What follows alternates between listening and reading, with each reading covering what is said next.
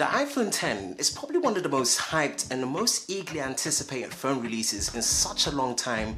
For us, culminating so many years and waiting 10 years after revolutionizing how phones were used from before, we've pretty much been waiting on Apple to really answer to the competition that's been there to see what can they really bring to the table this time round. I've been using the iPhone X for a while, and it's been probably one of the hardest products or phones or mobile products to review, where I've really had to kind of take my time and delve into kind of understand all the new changes that they've made, and Apple actually coming in to be really brave to see how they can be ahead of the competition and really compete in this market. So without further ado, I'm your host Ben on the Lover of Tech channel. Let me give you my take and my review on the iPhone X.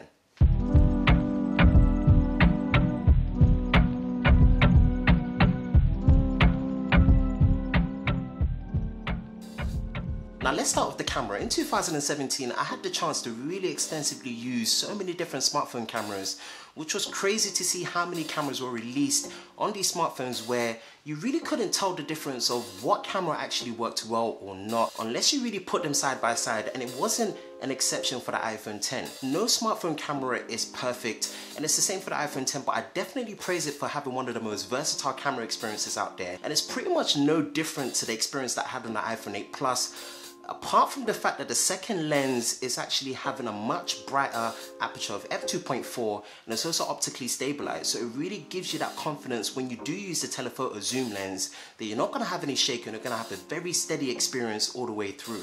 I definitely praise Apple in terms of their video shooting modes, where they're innovated where it does shoot at 4K 60 frames a second and the slow motion mode at 1080p 214 frames a second, which really gives a different feel to the videos that you want to experience. And I'm big on actually having the best video experience as well. The photos from the main camera definitely pull out some nice dynamic range, great color, natural profiles from what I was experiencing. And one of the things that was kind of deterred away from in terms of the photo experience on the iPhone X is definitely the highlights and exposure. I feel like Apple somewhere missed an opportunity to really have a great camera experience where the exposure and the highlights is something where it struggled at times. Portrait mode as well, with the new portrait studio mode and the lighting modes in there, definitely showed great potential, and it's something I really enjoyed, and I really experimented in using it as much as possible. But it being in beta really felt like when the iPhone 7 Plus came out first time, where the natural portrait mode was in beta as well. It can be such a hit and miss, and it doesn't always give you the experience that you want, but when it does work, it really has got great potential. And in light of that, with the front facing camera with the true depth sensors as well,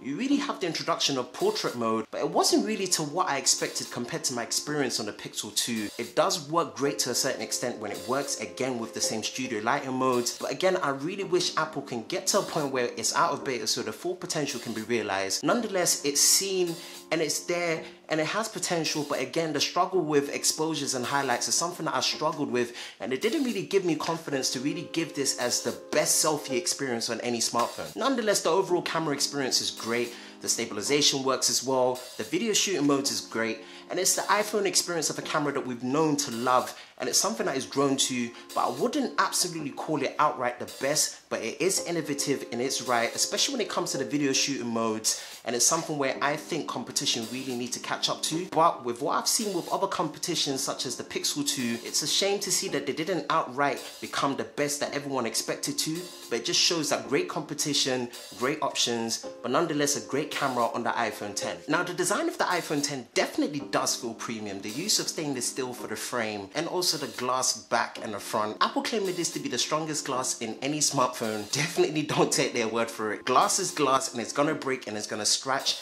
It's a fingerprint magnet, it really attracts it. And definitely, I wasn't brave to see this phone naked in my hands. Although I'm usually a person that doesn't use cases, I just wasn't brave enough this time round. I definitely wore this in a case. I might change. And in terms of the design and the color choice, you have the silver or the space gray or the white or black, depending on how you want to see it, definitely. But I went with the space gray because definitely the frame looked a lot more classy and a more uniform look, where the silver definitely, that silver frame really was something I was scared about in terms of scratches. But it definitely does feel premium, but it does have a quirky design in terms of little things that I don't think were necessarily needed, especially when it came to things like the camera bump. That camera protrusion is just way too much for what it is, and it causes rocks, and in terms of just having that balance, it's just not there. But I would say overall the design is definitely feeling premium in that respect. The display experience has definitely been refreshing, and it's awesome to finally see Apple move into the organic LED displays with OLED is definitely something that we've been waiting for. I definitely wish it was a ProMotion display because 120Hz definitely is a game-changer experience, but OLED is awesome, and it's credit to Samsung being the manufacturer of the panels, but actually it's more credit to the out-of-box calibration by Apple. It's spot on, it's definitely not too dull, but it's not too oversaturated like you would see from most AMOLED panels or OLED panels, but nonetheless, it is the sweet spot. I call this a sweet spot in terms of just the overall experience, in terms of the 5.8-inch display size, to the body ratio of the phone and the edge-to-edge design, and definitely the brightness of this phone is to be compared to the best of Samsung, equally or in some right actually a bit brighter, so it's credit to them. But I always say that calibration is half of the story. It doesn't necessarily tell you to say that it is the best experience out there. It is again definitely a quirky display, and it's a quirky display again to that irreplaceable, that necessary needed notch. And definitely for me, it deterred away from the experience of me giving it that seal of approval to say it's the best display experience on any smartphone. And it's definitely something where, because I watch a lot of videos, I live on YouTube, I watch a lot of videos all the time, and just having that notch get in the way. And I know most people will say that yes, you can pinch it and watch it in a normal 16:9 aspect ratio, but that defeats the point of actually being able to enjoy the overall screen real estate. And that was the annoying part. Come in, you zoom in, you want to experience the whole edge-to-edge display, and it just doesn't allow you to do that because of the notch, and it's really annoying. And I'm going to actually tell you one of the funny experiences that I've had using this phone with the display, where actually when it comes to the difference between an optimized app that takes advantage of the notch compared to an unoptimized app, I actually find my experience more enjoyable on an unoptimized app.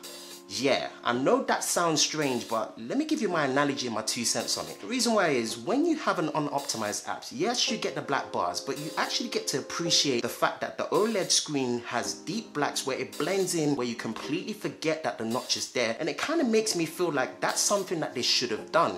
Embracing the notch in that respect, it really feels counterintuitive, because actually when you move to an app that is optimized, you get the reminder that the notch is there. Now don't get me wrong, this is not a deal breaker, this is not going to make you hate the phone, but people that I've asked and I've said, if you're designing the best phone that you think you can design, would you necessarily put the notch there or not?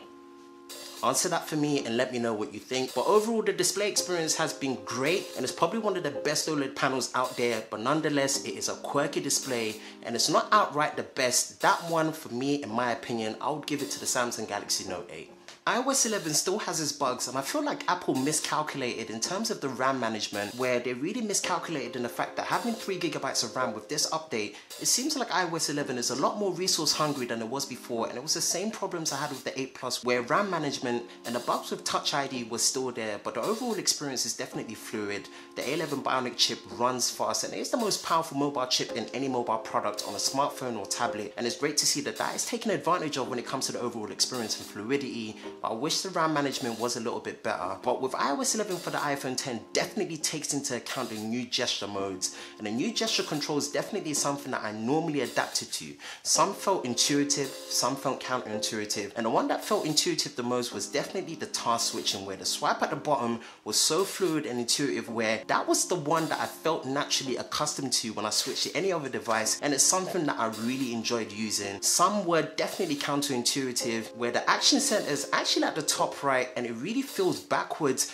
against what I'm usually used to doing from the previous iPhones as before. But there are some that I really enjoyed still doing, where throwing the app back from the bottom to return back to home really felt natural, and also some really felt like a much longer process than needed, especially when it came to the multitasking, where you're switching to see your app tray, to see all the apps that are running in the background.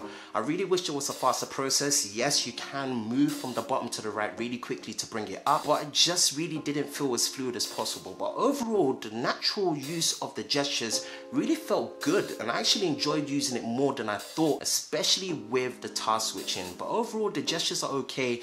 It really does feel different every single time, and that's one thing I took away from it, that it felt different. Now, with the iPhone 10 and the front-facing true depth sensors came 2 features that were very controversial and most talked about, which is Animojis and Face ID.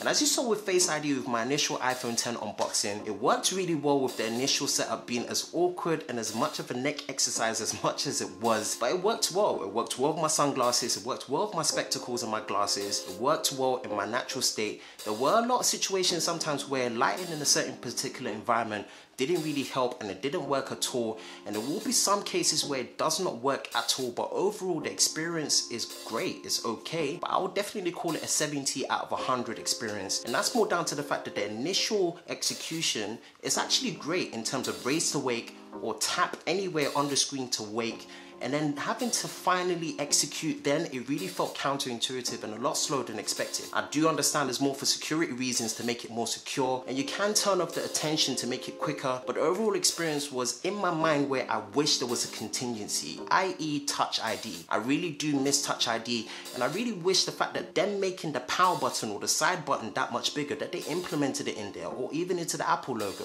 But again, this is Apple being brave. This is them ditching one of their best creations and actually saying that this is the way forward. This is actually a lot better to use. And again, this is the bravery that you have to get used to when you're actually using it. And it might not be for everyone, but it's the only method of biometric that works on there that you have. And it works okay enough. It kind of feels like when the iPhone 5S came out with Touch ID, a slightly lower experience, but it works well enough to be able to get by. Now, Animojis is a novelty and a nice novelty nonetheless, but please don't let this be the main reason why you want to purchase the iPhone 10.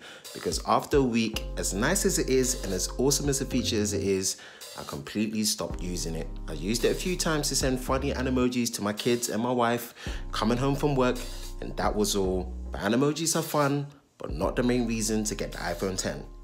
Now, there's a lot more that I can talk about the iPhone 10, but you've seen so many videos on there. You know, I can go on about the typing experience being probably one of the best typing experiences I've had on any smartphone, and also the decent battery life, the fast charging that doesn't come out of the box, which is a real shame. But I'm going to give you my overall conclusion.